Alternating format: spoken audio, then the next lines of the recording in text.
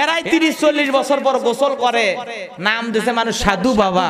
40 বছর পর 30 বছর পর গোসল করে, ওই পানি আবার মুসলমান বরকতের আশায় খায়। সি সি সি সি, আরে যে গন্ধ হবে ওই পানি বাবা যায় না, কথা কোন ঠিক না বেটি? সেই পানি বরকতের আশায় খায়।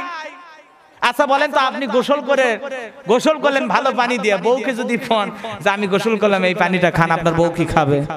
কথা কন না খায়? আরে আপনার গোসল করে দেওয়া পানি আপনার বউ খায় না। আর একটা ভণ্ড 30 বছর পর গোসল করেছে, ওর শরীরে কত সার পোকা উকুন ছিল, সেই পানি আপনি খান।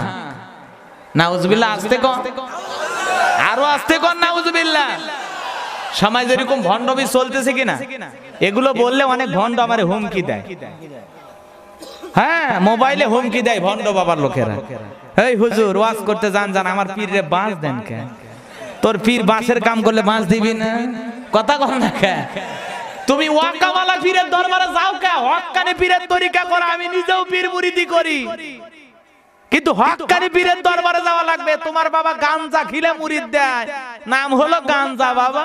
তুমি ওগুলো টানোয়ার কাও, গুরু গাঞ্জা বানাইলা কি দিয়া, টানে টানে মজা পাই, মাইয়া একখান দেখতে পাই, গুরু গাঞ্জা বানাইলা কি দিয়া। এরকম আছে না নাই?